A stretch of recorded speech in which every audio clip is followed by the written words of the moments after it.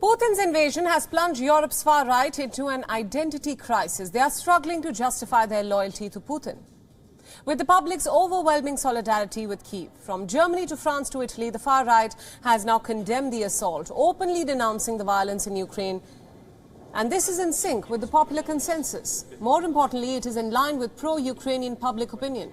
Italy's far-right leader, Matteo Salvini, said, and I quote, "When someone attacks, it is clear that we must be on the side of the one that was attacked." But that's where the similarities end. When it comes to deciding who is responsible, far-right parties appear to be singing from Putin's hymn sheet. They have championed Putin's line of blaming the West. They say that NATO is responsible for triggering the conflict in the first place. The same line that Russia has taken to justify this invasion. The far right has denounced the historical failure of the West. It accuses it of offering Ukraine a perspective of joining NATO, rather than pushing for the country to be a neutral buffer nation. They are all blaming the West for escalating the conflict, and these are the same leaders that have cultivated close links with the Russian president over the years. France's Marine Le Pen even immortalized her meeting with Putin on election leaflets. They were printed ahead of the war and features Putin shaking hands with Le Pen.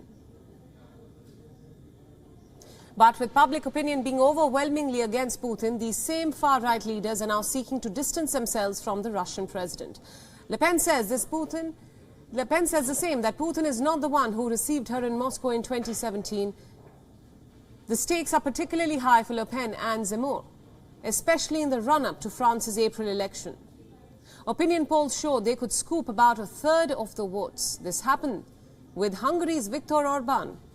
The Hungarian Prime Minister is one of the biggest cheerleaders of Putin, but ahead of key elections, the 58-year-old is pivoting from Russia and backing the European Union when it comes to tough sanctions on Moscow. For Orbán, his close links with the Russian president have now become a liability, one that he has to shed to improve his re-election chances. The other contradiction is the far-right's response to the refugee crisis. Several deeply anti-migrant parties like Le Pen's National Rally and Spain's Vox now say that they are open to welcoming Ukrainian refugees. The European Union, meanwhile, has adapted a plan to ease the refugee crisis at its orders. Hungary, which has been against refugees since 2015, has opened its borders to Ukrainians. The last few years have seen a rise of the radical right across Europe. Inside the current European Parliament, they make up almost a third of the members, more than doubling their seat share in a decade.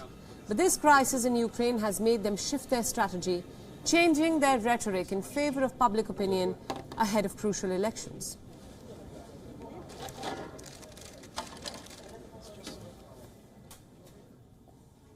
WION World is now available in your country. Download the app now and get all the news updates on the move.